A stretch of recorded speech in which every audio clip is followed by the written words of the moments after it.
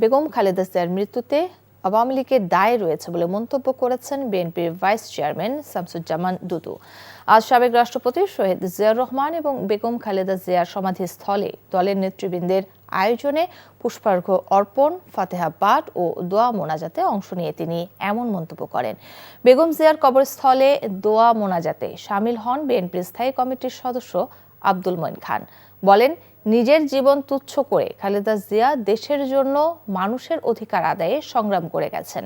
অন্যরা যখন ভাগ বাটোয়ারা নিয়ে ব্যস্ত ছিলেন, তখন বেগম জিয়া ছিলেন আপোষহীন। অপরদিকে দোয়া মোনাজাত শেষে বিএনপি মনোনীত ঢাকা ১৩ আসনের সংসদ সদস্য পদ প্রার্থী ববি হাজ্জাজ জানান, সামনের দিনে সব ষড়যন্ত্র মোকাবিলা করে তারেক রহমানের নেতৃত্বে জাতীয়তাবাদ গড়ে তোলা হবে। আমাদের শোক জানানোর কোনো ভাষা নেই। আমরা শুধু এইটুকু বলতে পারি যে বেগম খালেদা জিয়া এমন একজন নারী ছিলেন যিনি গৃহবধূ থেকে দেশের কোটি কোটি মানুষের আহ্বানে নিজের জীবনকে তিনি উৎসর্গ করেছিলেন বাংলাদেশের মানুষের জন্য। বেগম খালেদা জিয়া সে পুরো বাংলাদেশের আইকন, ২০ কোটি বাংলাদেশির প্রাণের স্পন্দন ছিলেন তিনি। ওনাকে হারিয়ে পুরা দেশ শোকাহত। মানে ওনার জানাজার সময় আপনারা দেখেছেন যে বাংলাদেশের ইতিহাসে, আমি তো বলবো বিশ্বের ইতিহাসে, এই ধরনের শোকের সমাগম আর কখনো হয়েছে বলে আমি জানি না। বিএনপি চেয়ারপারসন বেগম খালেদা জিয়ার মৃত্যুতে ৭ দিনের শোক কর্মসূচির আজ শেষ দিনেও তার কবর জিয়ারত করতে আসছেন দলীয় নেতাকর্মী ও সাধারণ মানুষ। সেখানে আছেন স্টাফ করেসপন্ডেন্ট জুবাইর প্রধান। জুবাইর, সেখানকার পরিস্থিতি কেমন দেখছেন আজ, আর কারা কারা এসেছেন?